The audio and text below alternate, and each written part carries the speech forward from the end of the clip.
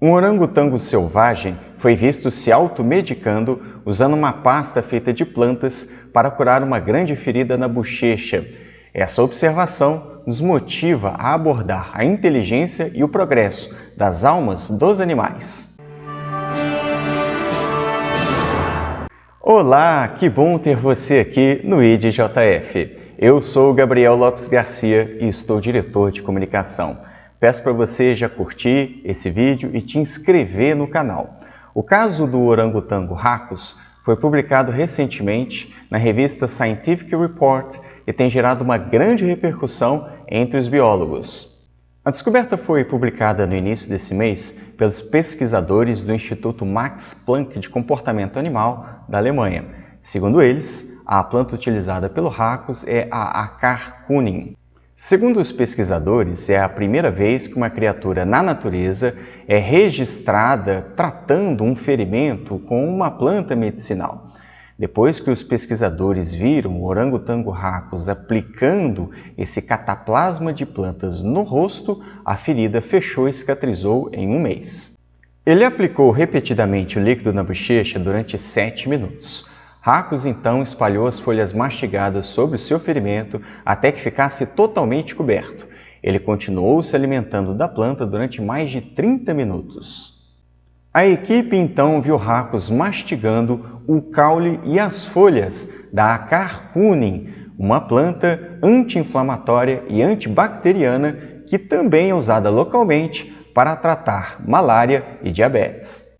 Os cientistas já sabiam que os grandes primatas usavam remédios para tentar se curar. Na década de 60, há registros de folhas inteiras nas fezes de chimpanzés e de outros primatas engolindo plantas com propriedades medicinais. Talvez você já tenha observado isso no seu cachorro ou no seu gato.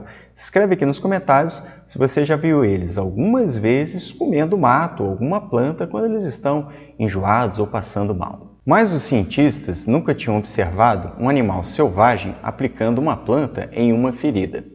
Essa é a primeira vez que é observado um animal aplicando ativamente o medicamento em um machucado. Isso denota um comportamento intencional, pois houve uma preparação para essa aplicação. Segundo os pesquisadores, talvez tenha sido a primeira vez que Racus tenha usado esse tipo de expediente para fazer o tratamento de uma ferida. Segundo os pesquisadores, a ferida em Racus foi causada por uma possível briga com orangotangos rivais, porque ele emitiu um grito e um choro que os pesquisadores chamam de chamados longos. Isso aconteceu dias antes da ferida aparecer. Os pesquisadores agora vão observar de perto outros orangotangos para ver se conseguem detectar as mesmas habilidades médicas que Racus demonstrou. Também para tentar entender se ele fez isso num processo de tentativa e erro ou se isso foi ensinado pelos seus pais, ou seja, se é fruto de um aprendizado ou se ele inovou diante da situação. Se esse for um comportamento isolado, significa que ele foi aprendido. No entanto, se ele for observado em grupos maiores, talvez seja algo instintivo, tudo pede uma continuidade das investigações. Pensando em termos espíritas, há um consenso entre os pesquisadores de que os animais têm alma. No entanto, eles não têm senso moral nem a capacidade de pensar em Deus. Eles também não têm a liberdade de escolher entre o bem e o mal e por isso não estão submetidos às provas e expiações. A existência do princípio inteligente ou do princípio espiritual nos animais é lógico dentro da filosofia espírita, mas é preciso um conjunto de fatos que dê um suporte empírico para essa afirmação. Parte desse trabalho foi realizado pelo pesquisador espírita Ernesto Bozano e ele publicou seus resultados no livro Os Animais Têm Alma. A sua pesquisa está estruturada em duas grandes diretrizes. A primeira é a capacidade da clarividência em alguns animais em manifestações de seres desencarnados. E segunda, são as aparições pós-morte de fantasmas de animais percebidas tanto por seres humanos quanto pelos animais vivos. Isso tudo gera um conjunto grande de evidências que convergem para a existência das almas nos animais. O caso do orangotango Racus interessa também ao espiritismo, pois esse entende que a inteligência é um atributo exclusivo da alma. Logo, se os animais estão agindo de forma inteligente, Isso implica na interpretação espírita, na existência de um princípio espiritual ou um princípio inteligente que é o causador daquela manifestação inteligente.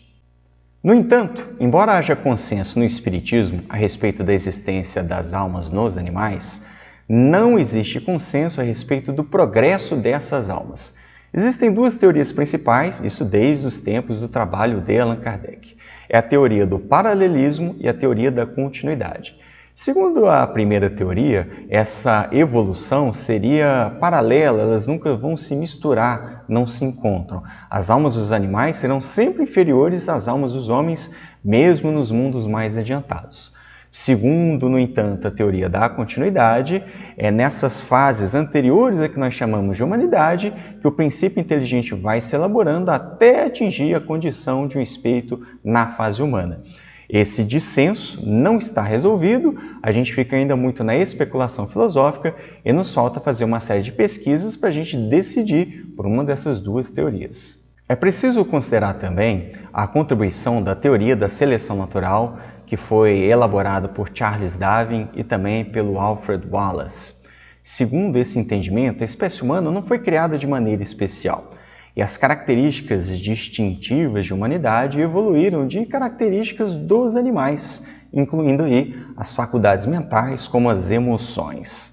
Ora, então não existe uma barreira intransponível entre os animais ditos inferiores e a espécie humana. Isso é apenas preconceito, ou modernamente chamado de especismo. Já até gravei um vídeo sobre isso, vou deixar aqui no card. No meu entendimento, a filosofia espírita deve partir desse mesmo princípio ao fazer a sua interpretação espiritual sobre a alma dos animais. Por isso que entendo que a teoria número 2, a da continuidade, faz mais sentido, porque ela rompe com qualquer forma de dogmatismo ou de preconceito espiritual da nossa alma em relação à alma dos animais.